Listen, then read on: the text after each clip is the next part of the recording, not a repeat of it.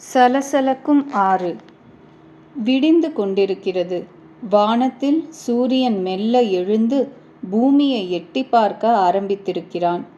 நகரத்தின் பரபரப்பும் அவசரமும் அற்ற அமைதியான கிராமம் ஜெயராம்பாடி. இதுதான் அன்னை ஸ்ரீ சாரதா தேவியார் பிறந்த ஊர். மேற்கு வங்காளத்தில் கொல்கத்தாவிலிருந்து 60 மைல் தொலைவில் பாங்குரா மாவட்டத்தில் உள்ள சிறிய கிராமம் இது.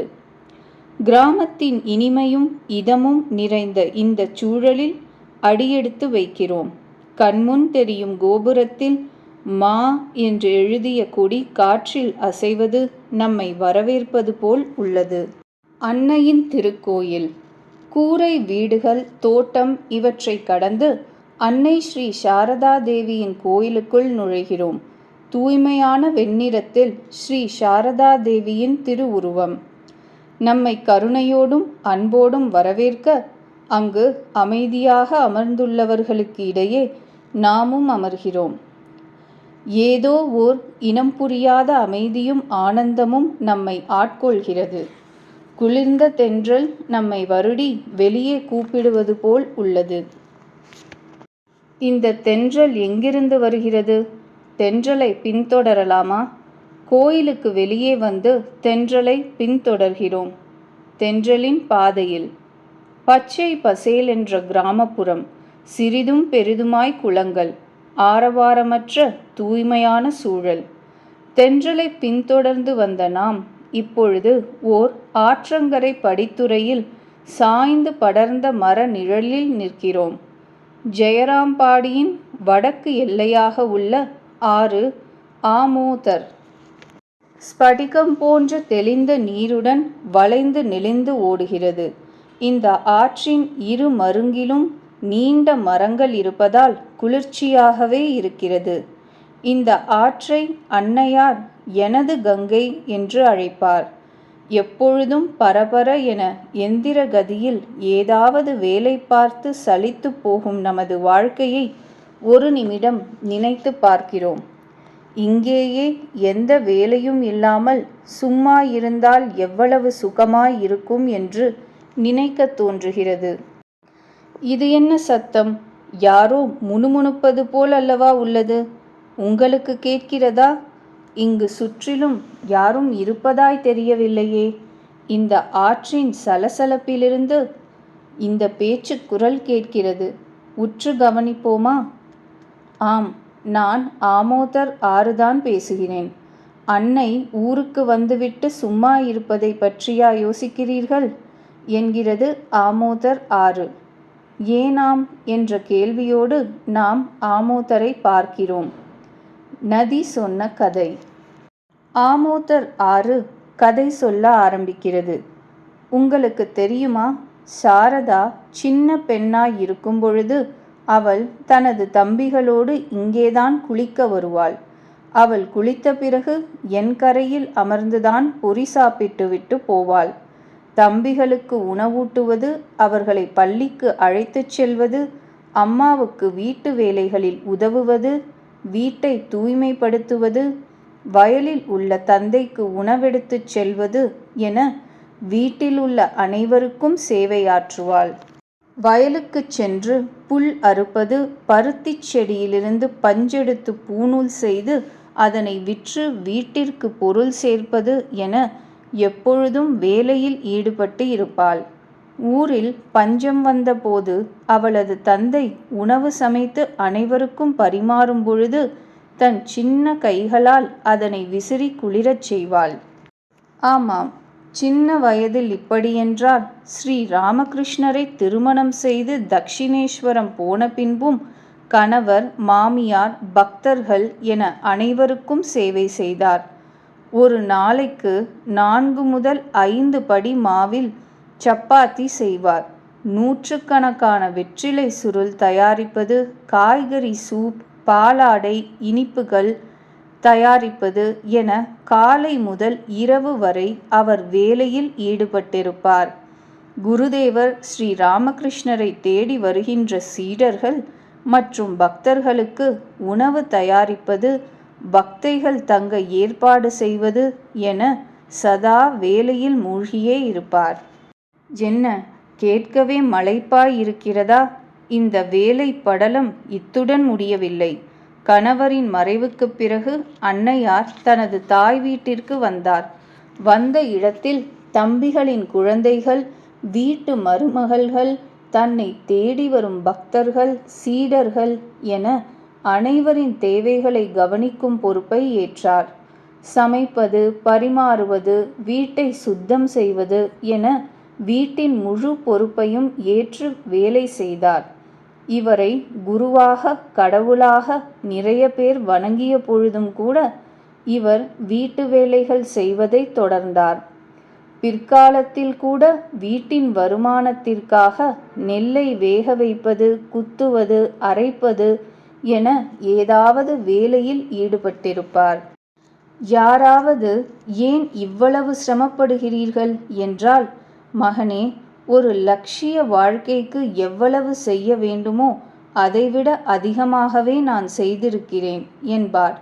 இந்த வயதிலும் வேலை செய்ய வேண்டுமா என்றால், மகனே, என் வாழும் காலம் வரை நான் இவ்வாறு வேலைகளில் ஈடுபட வேண்டும் என்று என்னை ஆசிர்வதி என்பார். ஆமோதர் பழைய நினைவுகளில் மூழ்கி ஒரு நீண்ட பெருமூச்சு விட்டது. இப்படி பொழுதெல்லாம் வேலை செய்தால் உடலும் மனமும் என்ன ஆகும் என்று நாம் யோசிக்கலானோம். உடலும் மனமும் என்ன ஆகும்? ஆமோதர் நம் நினைவலைகளை கலைத்துவிட்டு தொடர்ந்தது. வேலை செய்தால்தான் உடல் உற்சாகமடையும், மனம் விழிப்பை பெறும். சோம்பேறித்தனத்தால்தான் மனம் மாசுபட்டு அமைதி குன்றும். வேலை செய்யாமல் இருந்து பாருங்கள், மனம் அலைபாய்ந்து குழப்பத்தை உருவாக்கும். எனவே எப்பொழுதும் நிலைத்த மனத்தோடு ஏதாவது வேலையில் ஈடுபடுவது நல்லது என்று சாரதா தேவி கூறுவார். என்ன, அப்படியென்றால் எப்பொழுதுமே வேலை பார்த்து கொண்டே இருக்க வேண்டுமா? இது நல்ல கதையாக இருக்கிறதே என்று நாம் ஆமோதரை கேட்கிறோம். ஆனந்த நிறைகுடம்.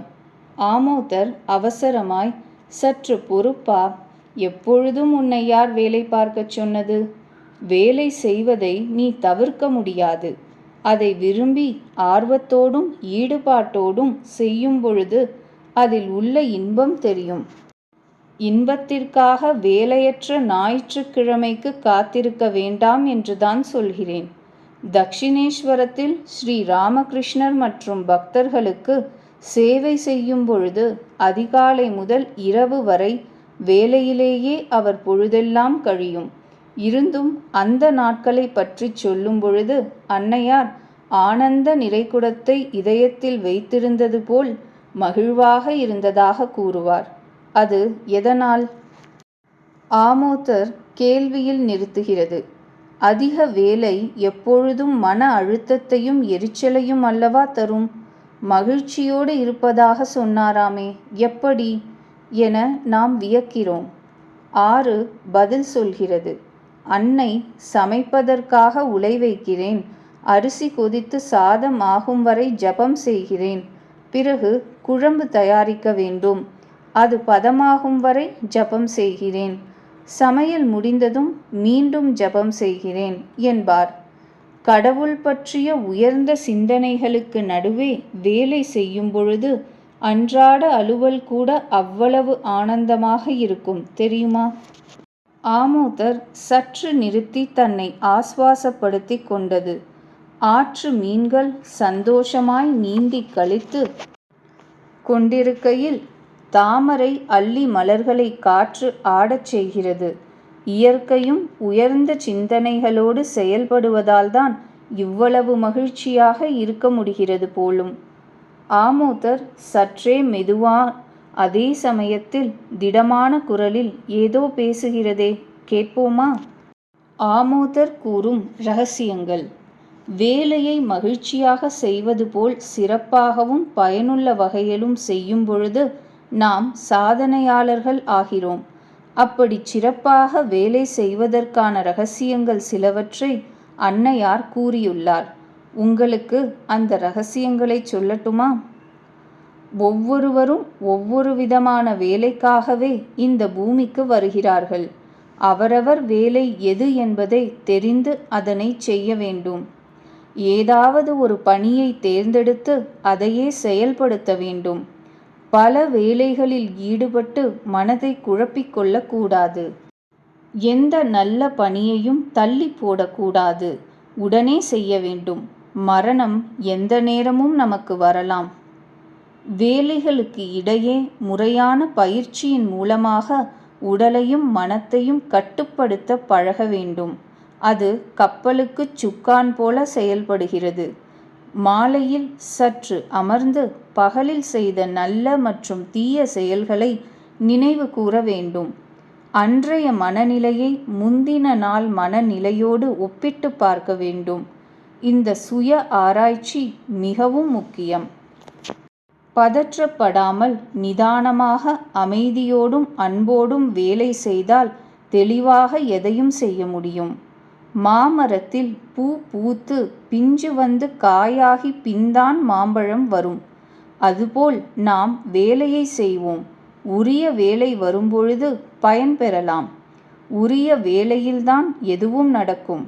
பலனை பற்றி நாம் கவலைப்பட வேண்டாமே. இந்த வேலையின் ரகசியங்கள் தெரிந்து செய்யும் பொழுது நாம் சாதனையாளர் ஆகலாம். மரத்திலிருந்து பறவைகள் கீச் கீச் என கத்திக்கொண்டிருந்தன. ஒருவேளை ஆமோதர் சொன்ன ரகசியங்களை கேட்டுதான் விவாதிக்கின்றனவோ? அது சரி, சின்ன வேலையை கூடவா இப்படி பார்த்து கவனத்தோடும் நேர்த்தியோடும் செய்ய வேண்டும்? யாருக்கு அதற்கெல்லாம் நேரம் இருக்கிறது என்று ஆமோதரை கேட்கிறோம். துடைப்பதற்கு கூடவா மதிப்பு? ஆமோதர் கூறியது, ஆஹா, வேலையில் சின்னது பெரியது என்று எதுவும் இல்லை அம்மா. ஒருவர் வீட்டை சுத்தம் செய்துவிட்டு துடைப்பத்தை தூக்கி எறிந்தார். அதை கண்ட அன்னையார், என்ன இது, வேலை முடிந்தவுடன் கண்டபடி அதனை தூக்கி எறிவதா? இப்படி வீசி எறிவதற்கு எவ்வளவு நேரம் ஆகுமோ அதே நேரம்தான் அதனை ஒழுங்காக ஓரிடத்தில் வைப்பதற்கும் ஆகும். சிறியது என்பதற்காக ஒரு பொருளை அலட்சியம் செய்யலாமா? நீ எவற்றை பேணுகிறாயோ அது உன்னையும் பேணும். அந்த விளக்குமாறு உனக்கு இனிமேலும் தேவைப்படாதா என்ன? அது மட்டுமல்ல, அதுவும் இந்த குடும்பத்தில் ஒரு அங்கம். அந்த விதத்திலும் அதற்கென்று ஒரு இடம் உள்ளது. ஒரு பொருளுக்குரிய மரியாதையை அளித்தே தீர வேண்டும். விளக்குமாற்றையும் மரியாதையுடன் திருப்பி வைக்க வேண்டும். எந்த சிறிய வேலையாயினும் அதனை முழு மனத்துடன் உரிய மரியாதையுடனும் செய்ய வேண்டும் என்றார். ஆமோதர் தொடர்கிறது. உணவு பரிமாறும் இலையை துடைக்கும் பொழுது கூட நன்கு தண்ணீர் தெளித்து அழுக்கு போக துடைக்க வேண்டும். ஆசனங்களை ஒரே நேராக போட வேண்டும். வீட்டை தூய்மைப்படுத்துவதையும் இறைவனுக்கு பழங்களை நறுக்கி வைப்பதையும் சமைப்பதையும் நேர்த்தியோடு சிறப்பாக செய்ய வேண்டும். அப்படி செய்தால் சிறப்பாக பணிபுரிவது என்பது நமது இயல்பாகவே மாறிவிடும். ஒவ்வொரு வேலையுமே வழிபாடாகிவிடும் என்பது அன்னையின் கருத்து. நாம் வேலை செய்யும் விதத்திற்கும் சாரதா தேவியார் கூறும் வேலை செய்யும் விதத்திற்கும் உள்ள வேற்றுமையை எண்ணி பெருமூச்சு விடுகிறோம். யார் செயல் வீரர்? ஆமோதர் நமது பெருமூச்சை ஆமோதிப்பது போல சொல்கிறது. கணநேர எழுச்சியால் பலர் உயர்ந்த வேலைகளை செய்து விடுவார்கள். ஆனால் சாதாரண வேலையை எப்படி செய்கிறார்கள் என்பதுதான் அவரது உண்மை தகுதியை தெரியப்படுத்தும். அப்படி சாதாரண வேலைகளையும் சிறப்பாக செய்பவர்களே செயல் வீரர்கள். வேலையின் அடிப்படை தத்துவங்களை புரிந்து கொண்டதால்தான் நான் மகிழ்ச்சியாக சலிப்பின்றி ஓடிக்கொண்டே இருக்கிறேன். இதுவரை நம்மிடம் பேசிக்கொண்டிருந்த ஆமோதர் தன் போக்கில் தன் ஓட்டத்தை தொடர்கிறது. அப்பொழுது எங்கிருந்தோ ஒரு இனிய நாதம் நம் காதில் கேட்கிறது. என்ன அது? வாருங்கள் பார்க்கலாம். இதுவரை கேட்டவை ஏதாவது ஒரு வேலையில் எப்பொழுதும் முழு மனத்துடன் ஈடுபட்டிருப்பது நல்லது. சோம்பி இருந்தால் தீய எண்ணங்களும் குழப்பங்களும் தான் மிஞ்சும். உயர்ந்த சிந்தனைகளோடு அமைதியாக அன்போடு, ஆர்வத்தோடு, ஈடுபாட்டோடு, பணிவாக வேலை செய்தால் அதுவே வழிபாடாகி மனத்திற்கு ஆனந்தத்தை தரும். வேலைக்கு இடையே மனம் மற்றும் உடலை கட்டுப்படுத்தி அமர்ந்து சுய ஆராய்ச்சி செய்தால் சிறப்பாக வேலை செய்ய முடியும். நமக்குரிய வேலையை தள்ளி போடாமல், மற்றவர்கள் வேலையோடு ஒப்பிடாமல் முழு மனத்தோடு செய்ய வேண்டும். வேலையை மட்டும் செய்வோம். உரிய வேளையில் பலன் கிடைக்கும். அதை பற்றி நாம் கவலைப்பட வேண்டாம். சிந்தித்துச் செயல்பட. நாம் எத்தனை முறை நம் வேலைகளை தள்ளி போட்டு செய்ய தவறியிருக்கிறோம். பதற்றத்தோடும் வெறுப்போடும் சலிப்போடும் எத்தனை முறை வேலை செய்ய வேண்டுமே என வேலையை செய்திருக்கிறோம். நான் மட்டும் ஏன் செய்ய வேண்டும் என்ற கேள்வி நமக்கு எத்தனை முறை வந்துள்ளது. எவ்வளவு முயன்றும் பலனில்லையே என எத்தனை முறை மனமுடைந்து போயிருக்கிறோம். தொடர்ந்து எதற்கு ஏன் என்ற உணர்வே இன்றி வேலையில் மூழ்கி எத்தனை முறை வேலையின் நோக்கத்தை தவறவிட்டிருக்கிறோம். யார் பார்க்க போகிறார்கள் என அன்றாட வேலைகளை நாம் எவ்வளவு அலட்சியப்படுத்துகிறோம். வேலை அடிப்படை தத்துவத்தை, நமது அணுகுமுறையை மாற்றினால் எவ்வளவு ஆனந்தமாய் சிறப்பாய் வாழ முடியும், எவ்வளவு சாதிக்க முடியும். சிந்தித்துச் செயல்படலாமா?